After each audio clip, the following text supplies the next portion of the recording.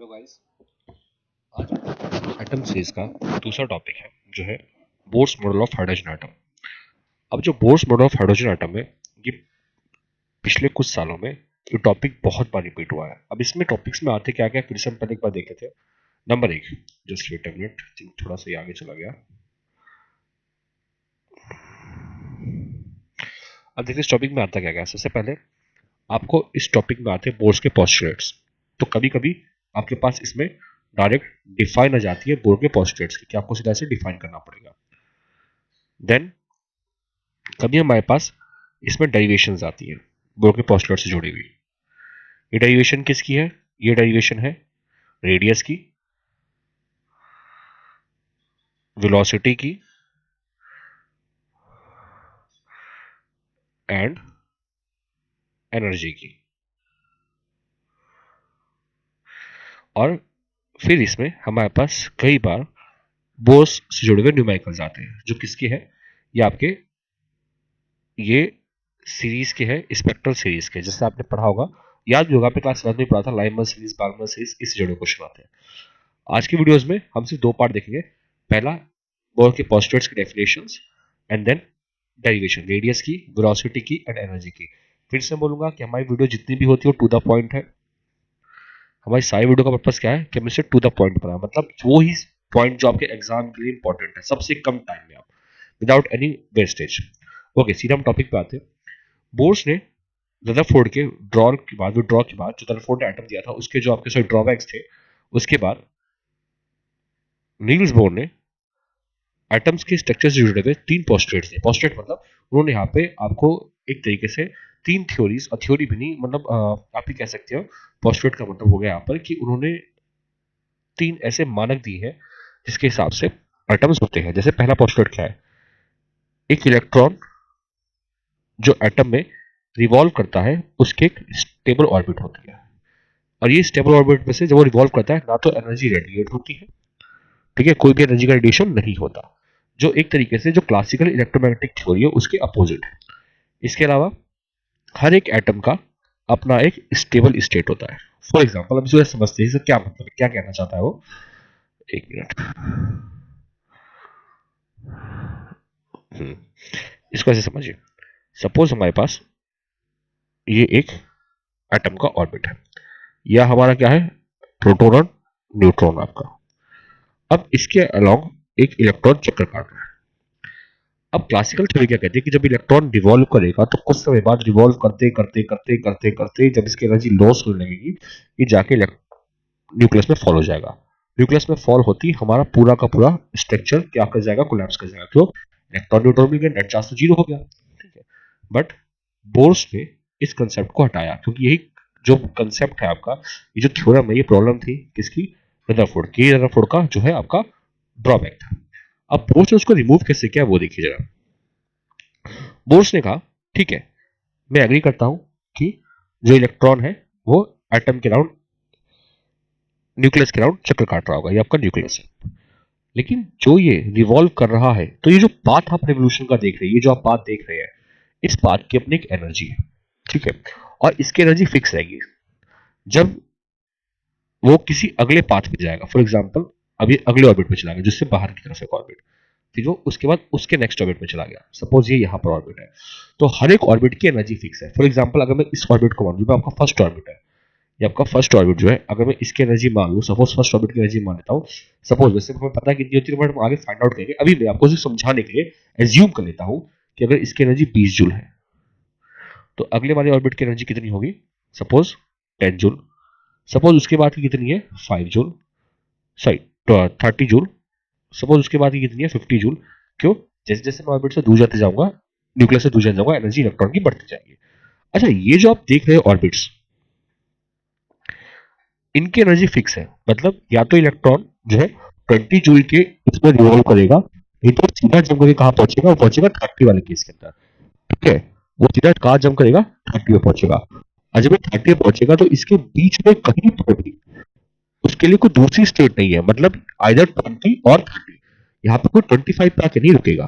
तो बोर का ये पोस्टुलेट यही बताता है कि जो इलेक्ट्रॉन्स है वो जिस इस ऑर्बिट में मूव करते हैं, उनकी एनर्जी क्या है? डेफिनेट है, फिक्स है। और वो ऑर्बिट क्या आपकी स्टेबल है। ठीक है, ये बोर का पहला पोस्टुलेट है। अच्छा, आंसर किसका हुआ? रदरफोर्ड के कॉन्ट्रडिक्शन का आंसर हो गया, रदरफोर्ड के जो आपका ड्रॉबैक था उसका आंसर हो गया।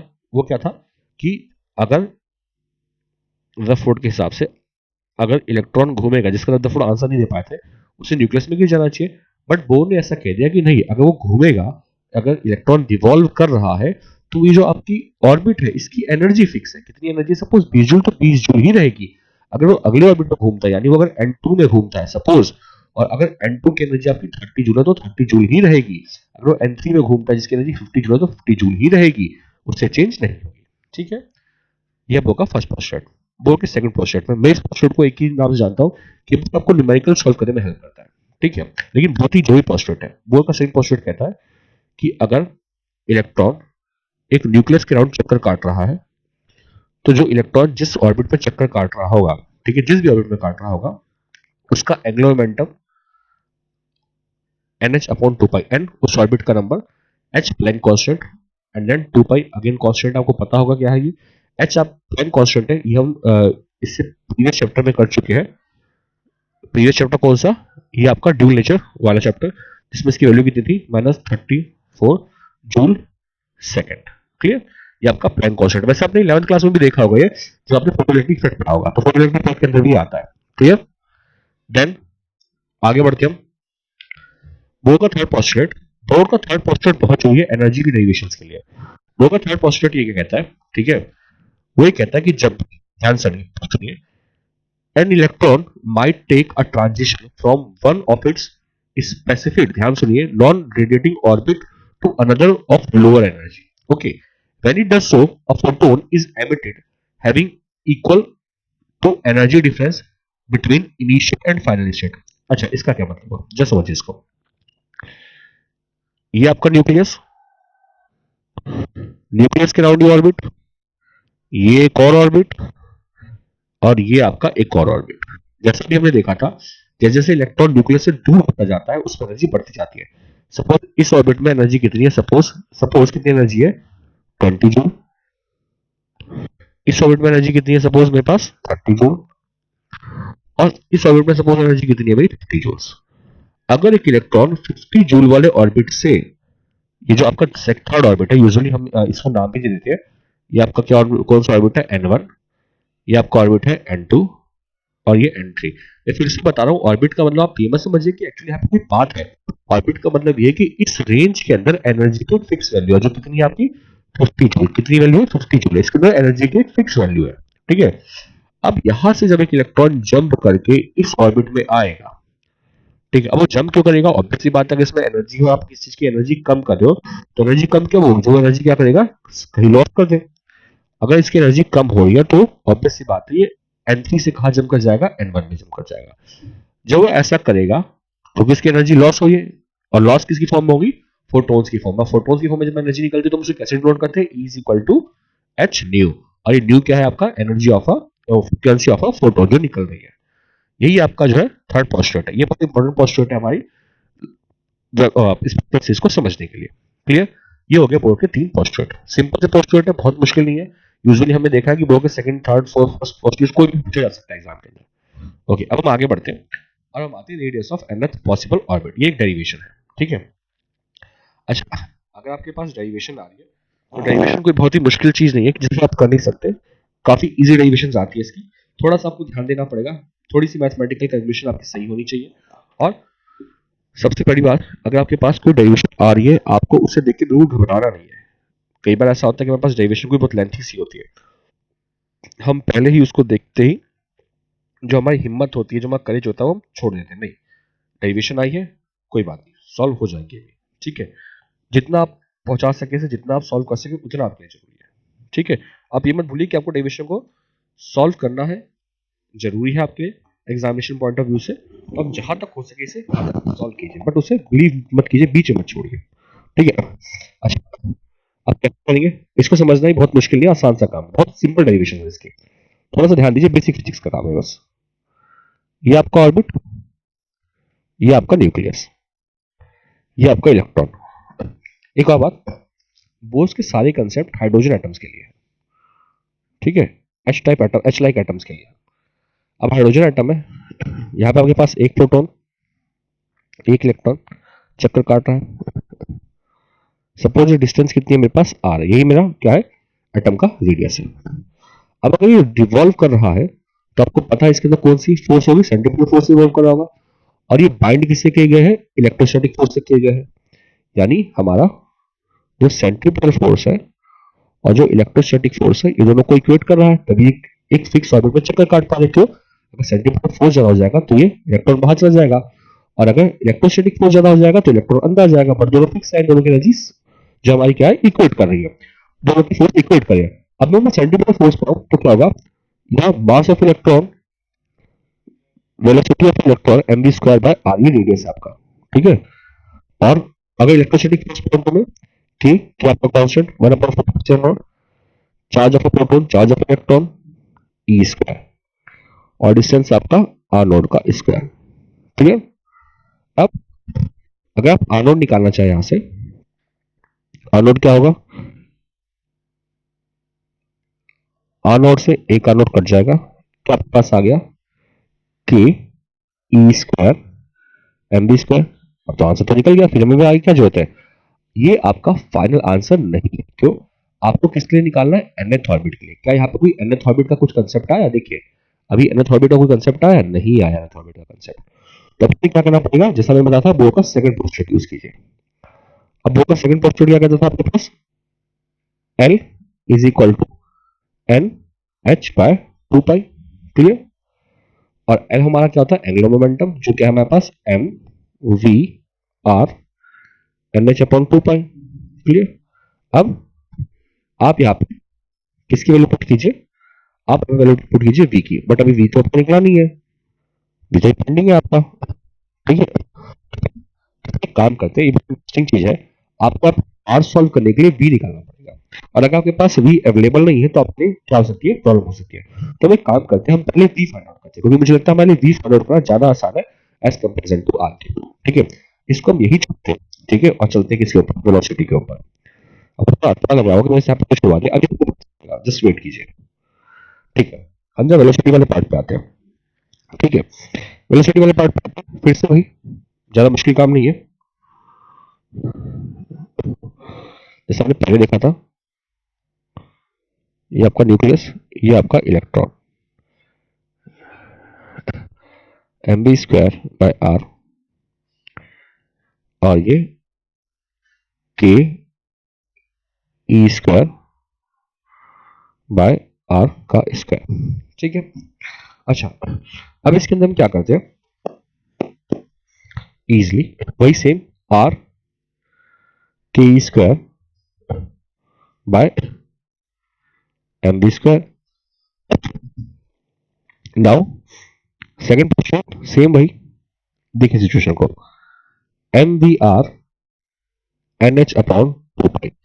अब आप अगर चाहें तो आप वैल्यू पुट कर सकते हैं, जो कितनी है आपकी, एम वी आर कितना है, के ई square M V square N H upon 2 pi, ठीक है। एक वी से एक वी आपका कैंसिल आउट हो गया, एम से एम कैंसिल आउट हो गया, तो फाइनली हमारे पास क्या बचा, v इज इक्वल टू 2 पाई के ई स्क्वायर एन एच। आप सॉल्व कर सकते हैं इसे, बहुत मुश्किल काम नहीं है ये अपने सॉल्व करना, काफी इजी डेरिवेशन है, ठीक है। अब आप यहाँ देख पा रहे हैं कि जो आपका वेलोसिटी है वो आपके ऑर्बिट के इनवर्सली प्रोपोर्शनल है, तो ये आप पोस्टुलेट आपके लिए काम आएगा, और ये इक्वेशन आपके लिए काम आएगी, ये जो इक्वेशन है ना, ये इक्वेशन। चलिए हम वापस आते हैं जहां पर हमने इसे छोड़ा था। अभी हम पता लग गया क्या होगा, याद रखिएगा 2 पाई के E square N H, okay. सो अब वापस से आते हैं, एम वी कितना था हमारा, 2 पाई के E square N H, clear. ये are N H upon 2 pi, ठीक है। अब आर कितना है आपका सॉल्व करने के बाद, n square H square 4 pi square, 4 pi कैसे, यहाँ 2 पाई है, यहाँ भी 2 पाई है, के स्क्वायर बाय एम। आप चाहो तो इस के को एक्सपेंड भी कर सकते हो, कोई दिक्कत नहीं है। अब यहाँ देखिए आपका, our R is inversely directly proportional to N square, हमारा आर किसके, एन स्क्वायर के डायरेक्टली प्रोपोर्शनल है।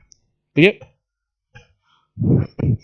वैसे अगर आप इस पूरी चीज को सॉल्व कर दें, मतलब ये आपके पास एन छोड़ के, sorry just wait a minute,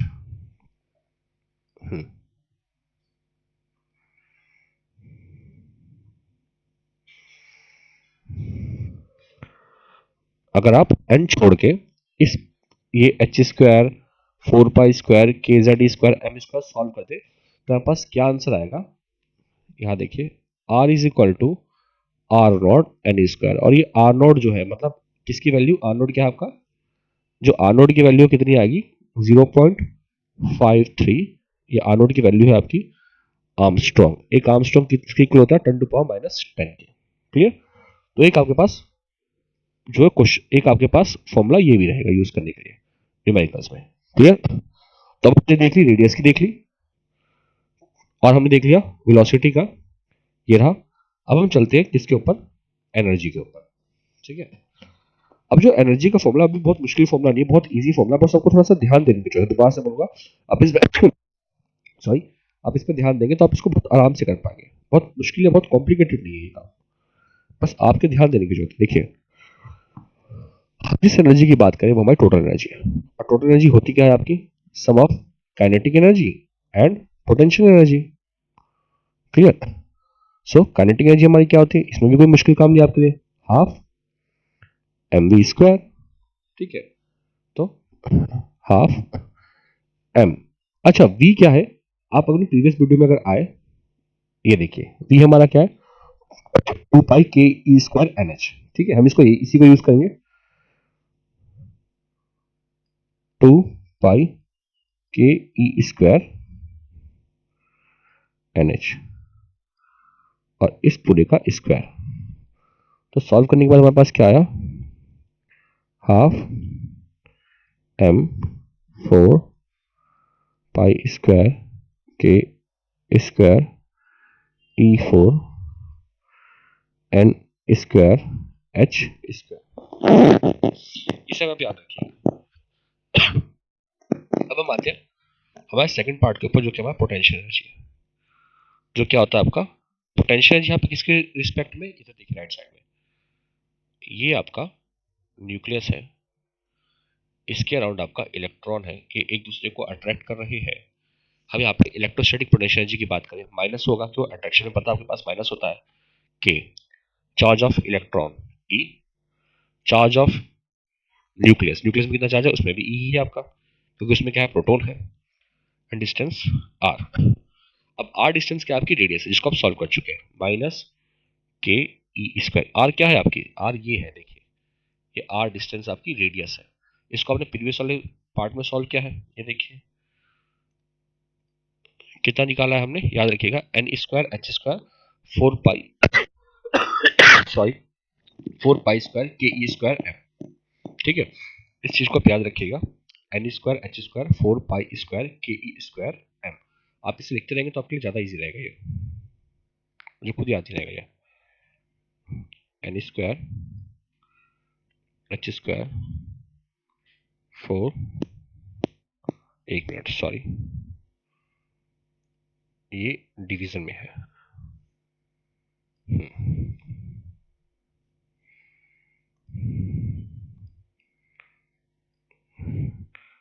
N square H square, और ये कितना है मेरा,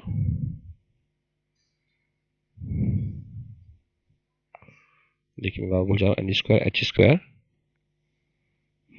4 पाई स्क्वायर के ई square M. Okay, 4 pi square के ई स्क्वायर एम, 4 पाई स्क्वायर के ई स्क्वायर एम। ठीक है।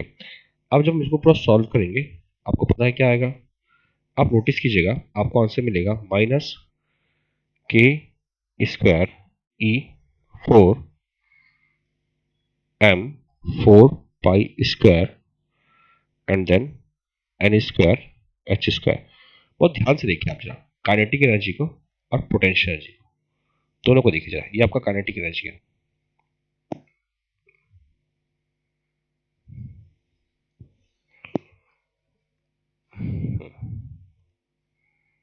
ये देखिए ये आपका काइनेटिक एनर्जी है,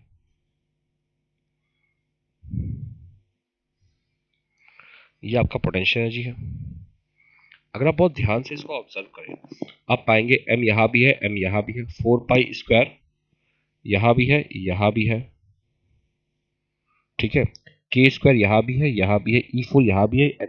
ऑलमोस्ट सब कुछ सेम है, बस डिफरेंस किसका आया, माइनस का आया डिफरेंस, देख पा रहे हैं आप, माइनस का आया और हाफ का डिफरेंस आ रहा है। यानी मुझे ये समझ में आया कि जो मेरी काइनेटिक एनर्जी है, जो भी मेरी काइनेटिक एनर्जी है, वो मेरी potential energy is something which is half of twice of kinetic energy. Clear? तो इसी कंसेप्ट को मैं आगे यूज कर लेता हूं यहां पर इस थ्योरम के अंदर। सो टोटल एनर्जी कितनी होगी, काइनेटिक एनर्जी के ई और पोटेंशियल एनर्जी जो कितनी है -2 ke। तो फाइनली कितना मेरे पास बचा, मेरी टोटल एनर्जी है कितनी है, क्या आएगी मेरी टोटल एनर्जी, अगर आप इसको सॉल्व करें तो ये आएगी माइनस ऑफ काइनेटिक एनर्जी। अब इस कंसेप्ट में बहुत से न्यूमेरिकल्स आते हैं, अगर आप इस एरिया का भी सैंपल सॉल्व करें तो आपको इसके ऊपर न्यूमेरिकल मिल सकता है बहुत आराम से। ठीक है, आप टोटल एनर्जी को समझ भी सकते हैं कि टोटल एनर्जी कुछ नहीं है, काइनेटिक एनर्जी है हाफ m 4 पाई स्क्वायर के square E4 n square h square.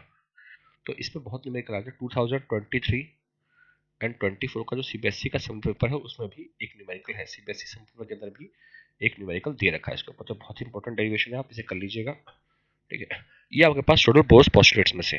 Clear? आराम से क्वेश्चन आपको टॉपिक जो है आपको ये आराम से 1 2 3 3 मार्क्स के अंदर इसके क्वेश्चन आ सकते हैं। तीन चॉइस में तो 1 मार्क्स में आ सकता है, 2 मार्क्स में आ सकता है, 3 मार्क्स में आ सकता है। 5 मार्क्स में इसके आने की संभावना कम है इस क्वेश्चन के आने की। हाँ, 5 मार्क्स में आया तो बाय पार्ट्स में आ सकता है। ओके गाइस, सो